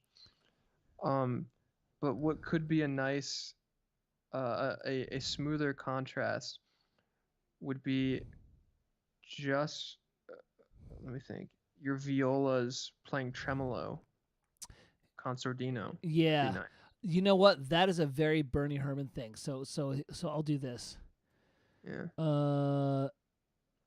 Here's what I'm gonna do. Where's my here's what I'm gonna do. And me and Yuval are on the same wavelength, I think. Yeah. Hold on, I'm gonna do this. Watch, I'm gonna do the Bernie Herrmann trick of just passing shit up the octaves. Give me a sec here. I gotta get violas and cellos. Save the violins. That's what Spud used to always say. Save the violins. All right. What's the command to focus? Isn't it shift control? Focus. I don't know. I don't Control use Alt that. F. Yeah. So now look. Oh, thank God! Now it's just the flute and the bassoon. So now I can do this shit. Wow, I've already written and what's funny, by the way, is I've already sketched out 8 bars of music, and it's only been an hour, and we've been drinking, so it's like this is good stuff. So watch this. I'm just gonna be a dick. copying this directly in. This is what Bernie Herman would do because you gotta ship the cues. And I'm gonna mark for this whole thing tremolo. I haven't put any tremolo dynamic markings in, and someone might be like, like you gotta put it down. I'm like, I will. I'm just trying to get the content down right now. I love I'm like grumpy when I write. I will. I know you're already mad at me. I'm like, stop. Can you imagine like Bernard Herrmann writing a cue and like him kind of playing around at the piano and writing some incredible, jazzy tune and then going, it's too much. I'll do the thing I always do, I guess. Yeah. Just being like grumpy about it. Yeah, I gotta ship it out the door. Like. So here, let's take a listen to this and see what's going on with this. This is kind of what you're thinking, I think. That's a good register for the cellos and the. Look at that. Hey, didn't I just do a divi? Yeah, go for it. You probably wanted an octave up though. Maybe. Let me listen to it once. I was just thinking that. I think I do want an octave up, but let me just listen to it because I can do that.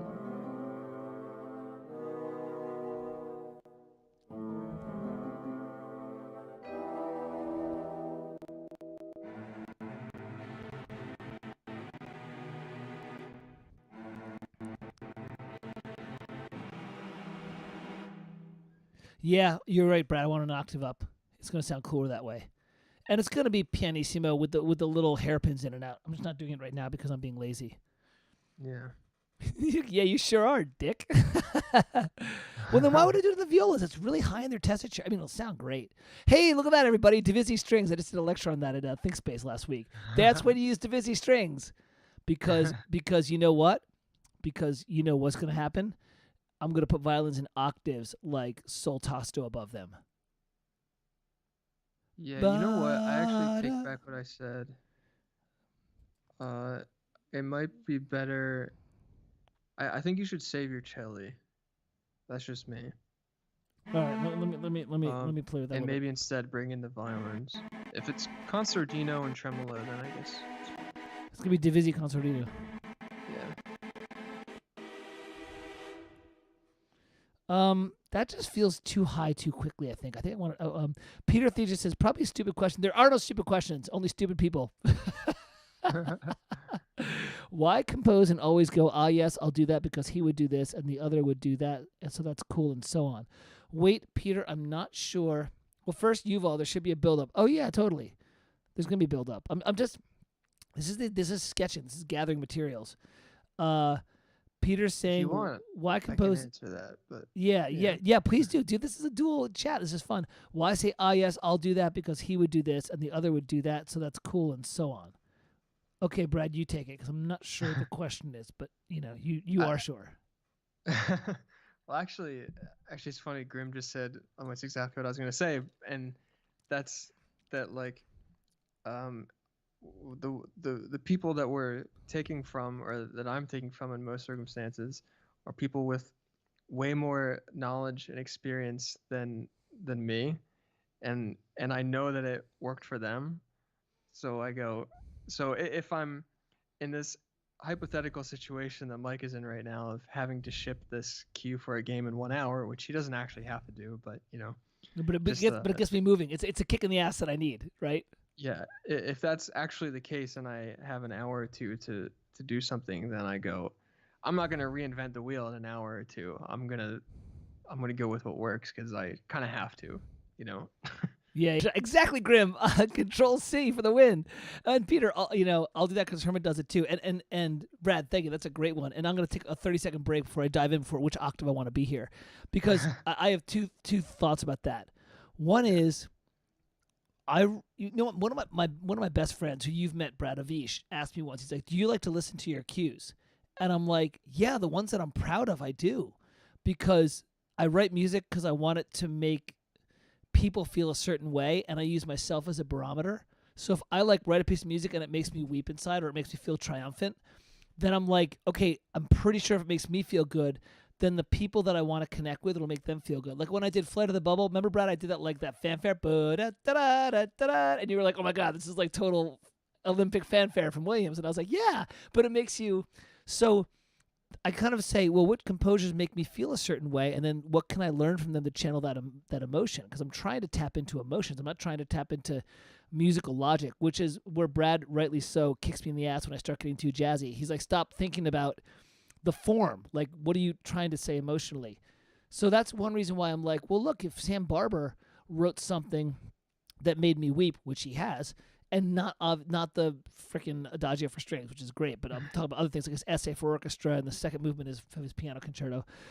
So I'm like, We what? get it. You're a real fan, okay? Yeah, right. Again, like I'm legit, right? I'm like a little Nancy boy pansy. So, I want to try and take those things and like, not extract them, but like observe them and kind of break them down and and Brad, I think you do the same thing with your Williams stuff, right? That's why you do it. You're like, I want to break down why Anakin's theme has that feeling of like youthful hopefulness and innocence, and then you try and redo it in your own way, right?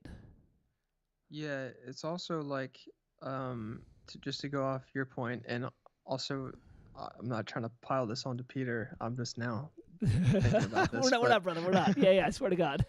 Peter, you're fine. I don't Yeah, hate you. yeah, brother. You're awesome. He's But it's also like if like most film composers, let's say, approach the idea of going into a dark underground creepy tunnel with like dead things hanging out, if they all approach it a certain way, which is these low ominous minor thirds, and you got the tremolo strings, you got your contrabassoons, right? Your creepy bringing out all these harplasses. specific colors. Then over time, your audience, I think, also associates those things with Catacombs, whether you like it or not.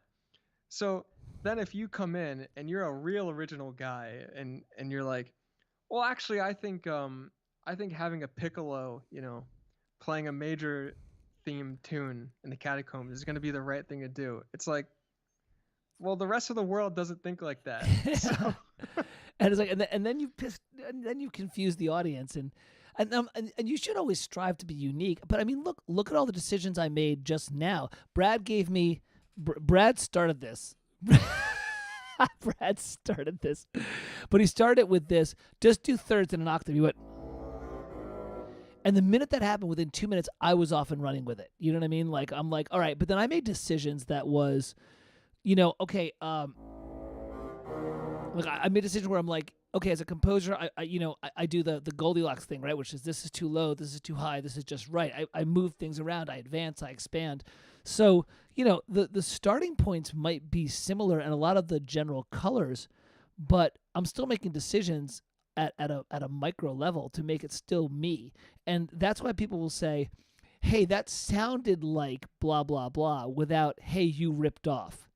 Or if we say ripped off, we joke about it because it's like when I wrote the Flight of the Bubble thing, everyone was like, oh, yeah, that sounds like John Williams' Olympic Fanfare. But they weren't like, dude, you lifted Olympic Fanfare like Horner lifted Prokofiev in Star Trek 3, where like you see me play, where it's like it is note for note a lift. Like it is like there is zero creativity there.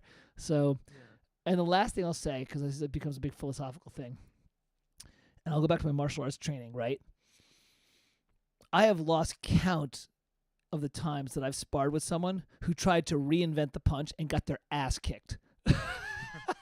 I am not bullshitting you. Well, I'd just go here. Really? And then I'm like, glove up, motherfucker, let's go. And I would waste him. And not because I'm a good dude, but I'm like, thousands of boxers figured out the best way to solve this problem. Well, I'll do this. Okay. Let's see what happens. Cut to 30 seconds later where that guy ate 4 of my punches and I'm still dancing around him.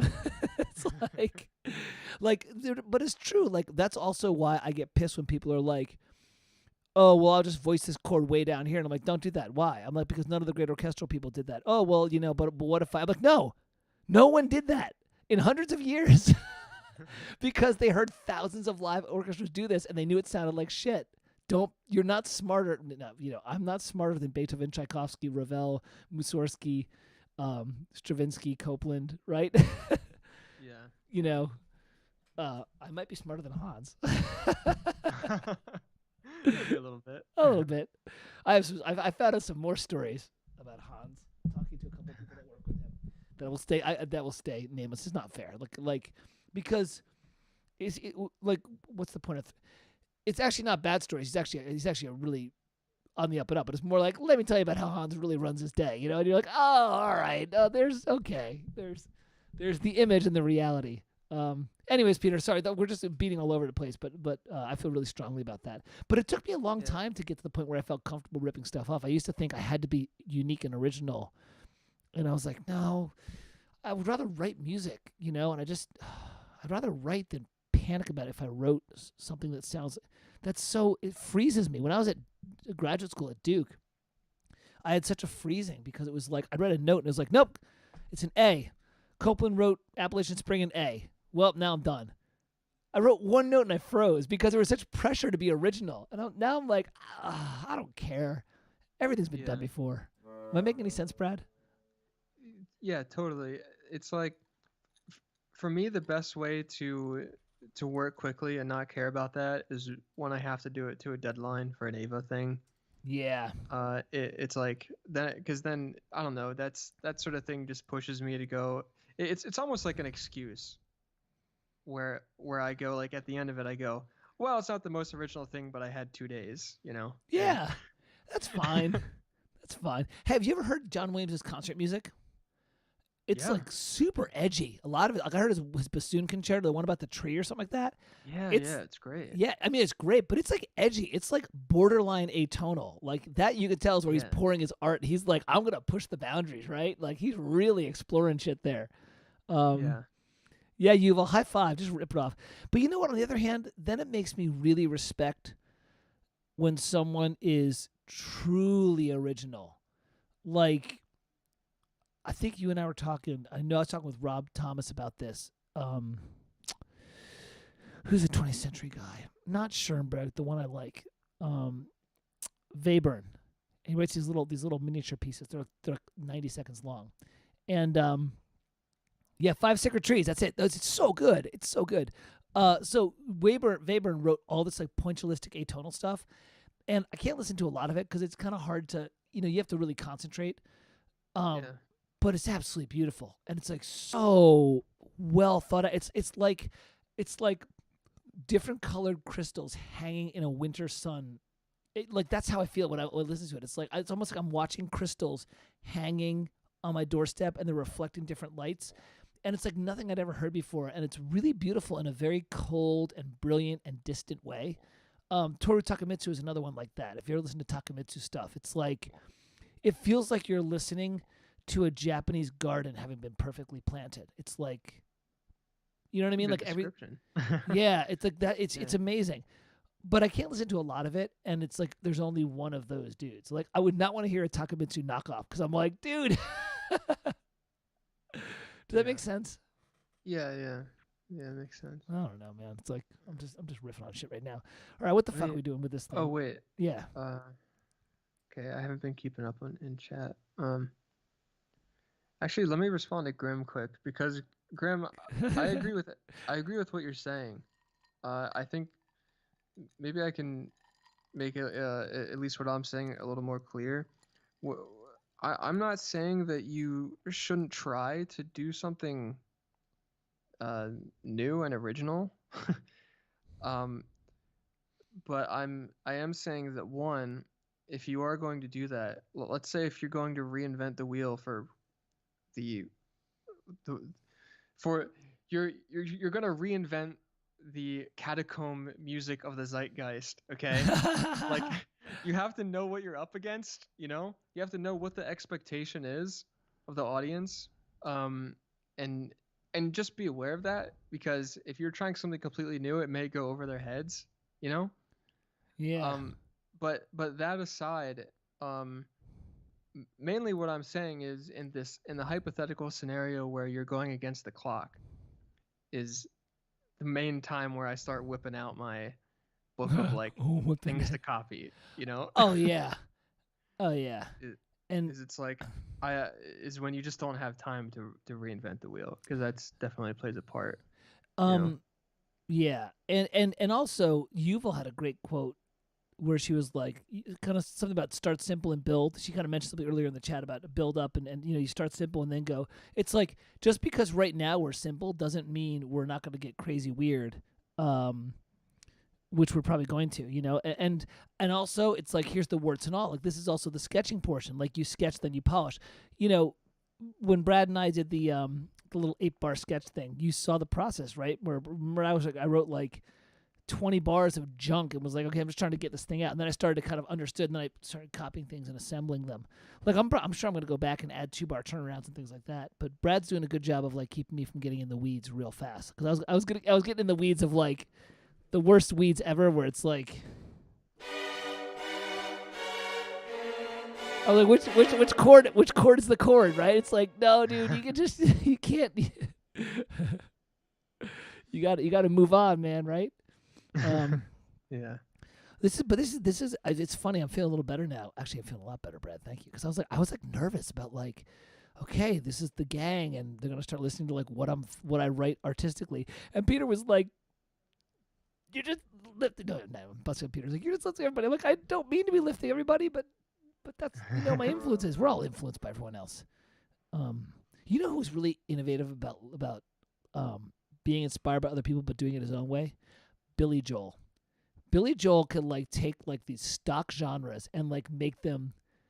Was that song that dun dun dun dun all your da da da da new hotel, right? That's a clave rhythm dun dun dun dun dun dun. He just took this like silly little like Afro-Cuban clave or Latin whatever it was. The Afro-Cuban is clave, yeah, and just like made it into this really cool little like soft rock piece.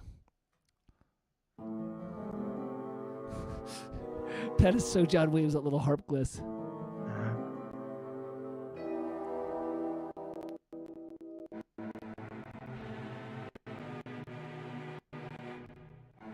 Man, slap a dynamic on those strings. Yeah, you want the hairpins, don't you? You're like, God damn it. Give me. I hear them come in like forte after the intro and the winds. It's like, Jesus. I know. You're like, Jesus, man. Have some fucking discipline. All right, here we go. Yeah, I like that. I like that texture.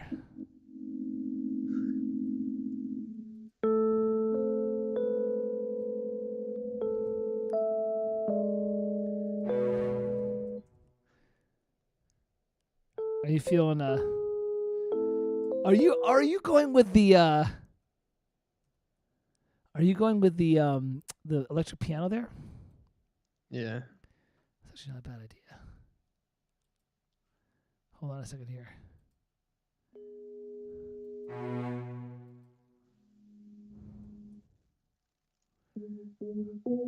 All right.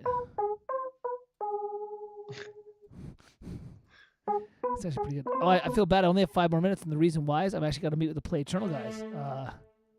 What? In like at 5:30, yeah, for another meeting. I know. Well, that's right. We got an hour. Here. This should help a little bit.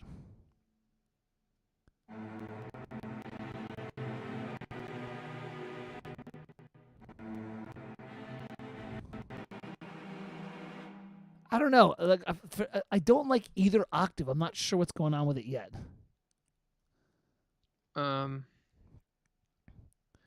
I was part of me wanted to go really high and put it up in the strings. Could do all right. You could do, fuck the cello. Could do violas with violin too, up an octave. Yeah, I think we'd do that. And you had mentioned before about fuck the cello. Yeah. Control Alt F. Hold on a second here. Control Alt F to defocus. Fuck the cello. Fuck the cello. I love the cellos. Like, you know what? Every orchestrator has like their instruments they love to write for. For me, it's flute and cello. I'm like, I could just write for flute and cello all day, and to a lesser extent the oboe, and the clarinet.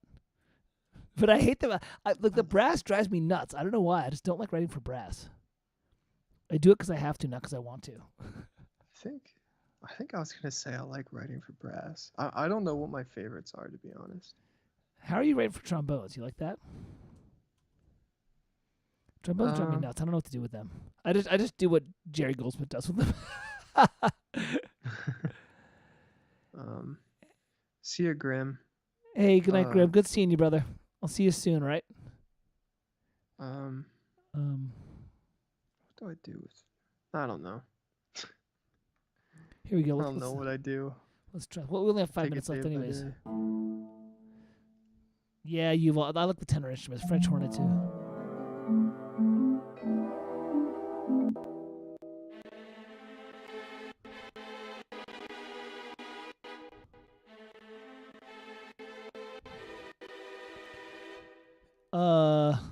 I think that can go up an octave more. This is the kind of shit you decide as a composer. What octave you to hear this? Yeah.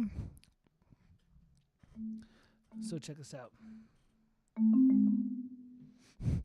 Yeah, you've got that whole Catch Me If You Can. I'm gonna have to play with that a little bit. There's some other stuff.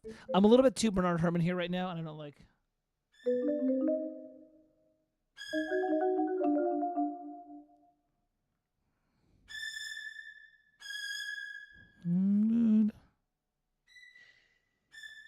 Now I gotta do a live composing on my channel.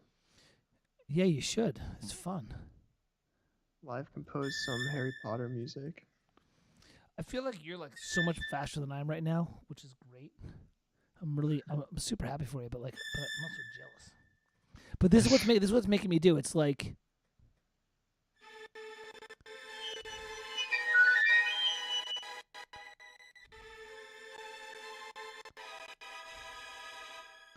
that's cool.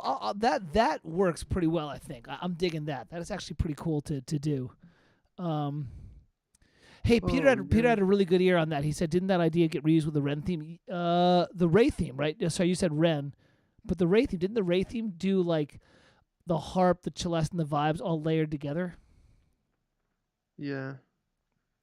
Yeah. By the way, ladies and gents, Divisi again. I told you, the Divisi shows up when you. Shit, do I have to add? Oh shit. What? There it is. Dun, dun, dun, dun. I have.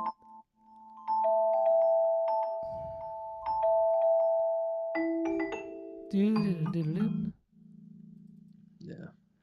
Do you think I should do that little like those little glisses that you're talking about with the celeste? So like here when the Oh, I wouldn't use celeste yet, honestly, but yeah, the celeste is more like character mystery.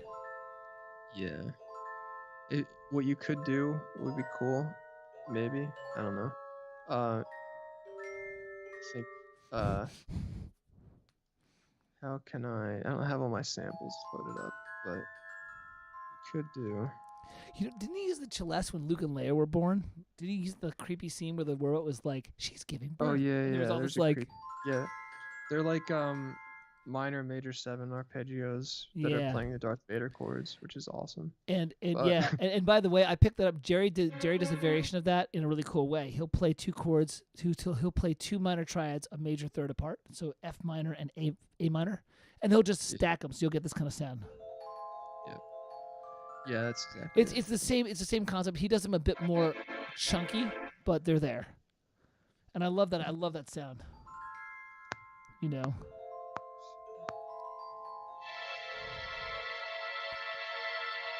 Okay. Got our strings. And then we bring in the celeste. What the hell? Huh? What the hell does encoding overloaded mean? I mean, I think I know what it means, but. Oh yeah. Dies Irae. Yeah, this is by the way why look like I didn't do it, but I had that little document open where I was going to talk about form of the piece. Because that's when you got to like build your vocabulary before you even start. I just jumped in because I didn't want to have you guys waste time listening to me type stuff.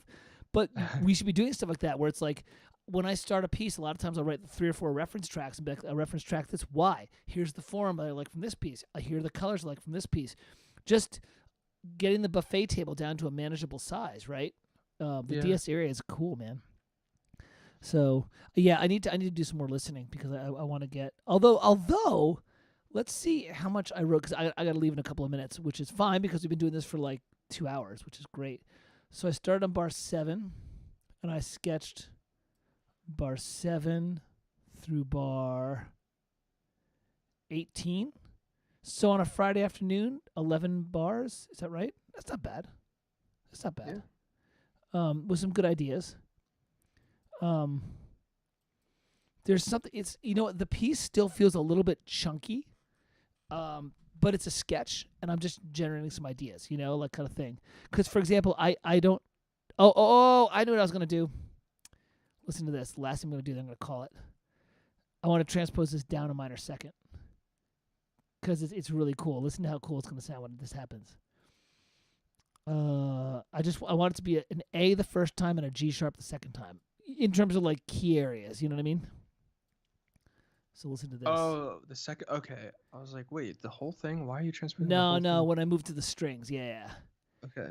It's something I like to do. I like to I don't know. I just like to try and move around a little bit in key areas because my writing is so chunky. I like to I'm such a 2-bar, 4-bar block writer. Yeah, I'm gonna leave in 5 minutes, and so is Brad, I think. Okay, so I've said it twice in A. So now I'm gonna do the Goldilocks principle. Third time it goes somewhere different.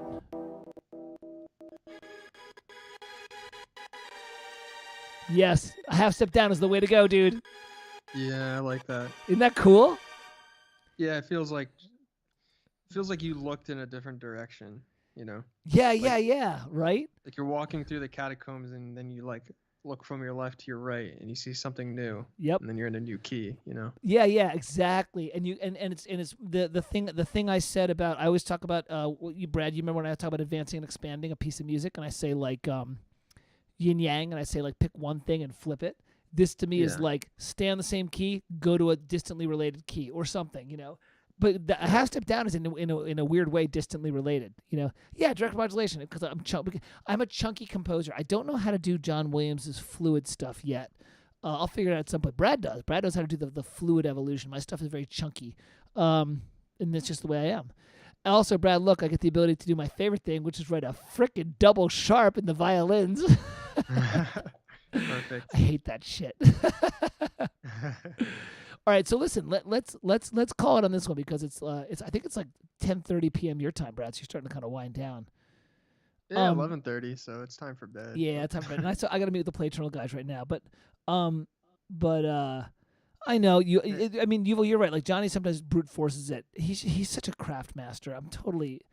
I got to be more forgiving of myself when I do this stuff, because I think where I was when I was 20 and the shit I was doing, and this is some legit shit. But But Brad, would you like to do this again? Because I actually really enjoyed this. Yeah, absolutely. And also I wanted to ask you if you want to come on to my channel next week. If Yes. You're not going to do a Farkle Friday. I'm not. I'm going to be every other week for Fridays. Okay. Because next week is my last week at Ava before the holidays. Then I have 2.5 weeks off. Yeah. So Friday night, dude, I'm gonna be ready to party, bro. Yes. Let's get it going, man. I would love to, and then you can drive it. This one was there's a bit of a meta here. This is Brad being so Brad, you're being so supportive. Thanks, brother. You were dude, start working on your artist stuff, and then you were I'll hop on and we can do a fun little writing thing. So you were kicking me in the butt to be just get started with this, which is great. So next week I can come on with you, whatever you want to work on. We can just shoot the breeze. We can do a listening session. We can do whatever you want. I'm just here to have fun and kick off the holiday party with you. You know what I'm saying? Yeah. All right, let's do it. Yeah, man, it'll be great. So everyone, next week, back to film score analysis for a stream. And you know what, that's good, Brad? That'll give me a week. We got this working. It's in decent shape, my stream, but I can go into OBS and set up all my scenes properly. We can even do a test run next Thursday or next Saturday to get this, clean up some of the audio routing and stuff like that. Yes. You all saying streaming until 3 a.m. again? Maybe. I wouldn't rule that out. But this was great. Hey, and everybody who hopped on, thanks so much for hopping on for a bit. I hope you had fun and got to just see warts and all, some of this writing, because it's just how it works. It's just little 8-bar chunks here, 8-bar chunks there, and just get after it. You know what I mean? Yeah. Yeah. And then cry the next day when you listen to it again. Oh, God, yeah. I don't want to listen to this tomorrow because I'm going to be What did I do? I did so much dumb stuff. That's all right. All right, ladies and gentlemen, it was great to see you, Brad, brother. High five. Thanks for an awesome time. Digital high five. And yeah, it's warts and all. Like, it's going to be a fun. This is the fun struggle, right? For us when we write stuff we really believe in. We're just gonna slowly chip away at it, and you polish, and you just make it happen. So. Yeah. I think I might be on Facebook next week trying to do this work on this some more. And then I might hit up Brad for some advice because I think you gave me some great advice about ways to organize this. But next week we'll do Brad. It'll be awesome. Yes. All right. See y'all then. Good night, ladies and gentlemen. Take care, everybody. Peace. Good night. Good night. Peace out, everyone.